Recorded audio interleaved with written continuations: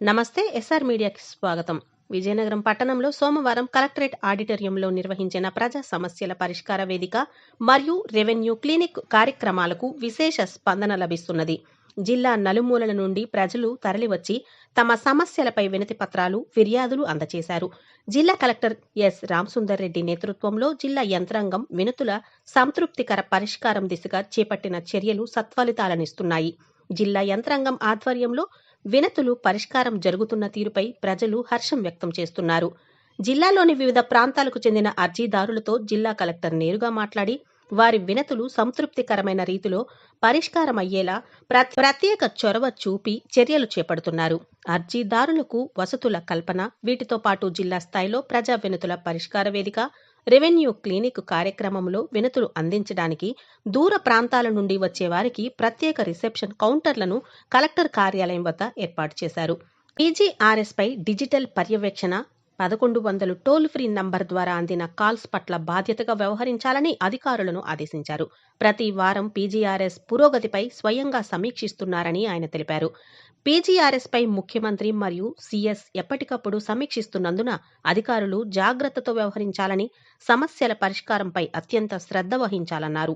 సంబంధిత శాఖల అధికారులు అర్జీదారులను కలిసి మాట్లాడిన తర్వాతనే ఎండార్మెంట్ ఇవ్వాలని ఆదేశించారు. అర్జీదారునితో మాట్లాడిన తేదీ, సమయం కూడా వారి రిపోర్టులో నమోదు చేయాలన్నారు. పీజీఆర్ఎస్ టోల్ ఫ్రీ నంబర్ 1100పై ప్రజలకు అవగాహన కల్పించాలని తెలిపారు. ఈ నంబర్కు అందిన కాల్స్కు కూడా సంబంధిత అధికారి సమాధానం సరైన రీతిలో అందచేయవలసి ఉంటుందన్నారు. అర్జీదారుల సమస్యల పరిష్కారంపై సంబంధిత అధికారులను తగు చర్యలు, సత్వర పరిష్కారానికి తగు చర్యలు చేపట్టాలని ఆదేశాలు జారీ చేశారు.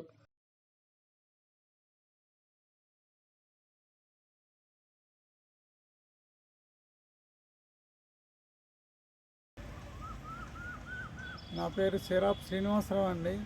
నేను ఈరోజు విజయనగరం జిల్లా కలెక్టర్ కార్య సమస్యల పరిష్కార వేదికలో ప్రోగ్రాంలో పాల్గొని అధికారులకి అర్జీ ఇవ్వటం జరిగింది. మన జిల్లాలో 3733 మంది వృద్ధులు వయసు నిర్ధారణ పత్రాలు అందక అవస్థలు పడుతున్నారు. వీరికి వయసు నిర్ధారణ పత్రాలు అనేవి ఇవ్వాలని చెప్పి ఇవ్వటం జరిగింది. ఇంతకుముందు 3 దఫాలుగా జిల్లా కలెక్టర్ కార్యాలయానికి వెళ్ళి వయసు నిర్ధారణ పత్రాలు ఇప్పించాలంటూ నేను దరఖాస్తులు ఇవ్వడం జరిగింది. అయినప్పటికీ సమస్య పరిష్కారం కాలేదు. వాళ్ళేమొచ్చి డిఆర్డీఏ పీడీ గారిని సంప్రదించండి అంటారు. డిఆర్డీఏ పీడీ గారు వాళ్ళు ఏమంటారంటే దీనికి సంబంధించినటువంటి లిస్ట్ అంతా కూడా మేము జిల్లా జనరల్ ఆసుపత్రి సూపరింటెండెంట్ కార్యాలయానికి పంపించడం జరిగింది. కాబట్టి మీరు వాళ్ళతో మాట్లాడని అన్నారు. అయితే ఈరోజు నేనేమైనా కోరానంటే జిల్లా జనరల్ ఆసుపత్రి సూపరింటెండెంట్ వారిని, అలాగే డిఆర్డీఏ పీడీ అధికారులతోనూ మాట్లాడి ఈ సమస్యను పరిష్కరించాలని కోరడం జరిగింది. ఈ మేరకు నేను గతంలో గతంలో 9/2/2026 ఆంధ్రప్రదేశ్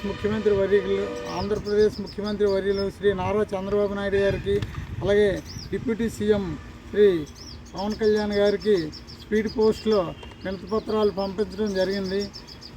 ఇకనైనా సమస్య పరిష్కరించి వృద్ధులకు వయసు నిర్ధారణ పత్రాలు ఇచ్చి, అలాగే అర్హత ఉన్న వాళ్ళకి పింఛన్లు మంజూరు చేయాలని ప్రభుత్వాన్ని కోరుతున్నాను.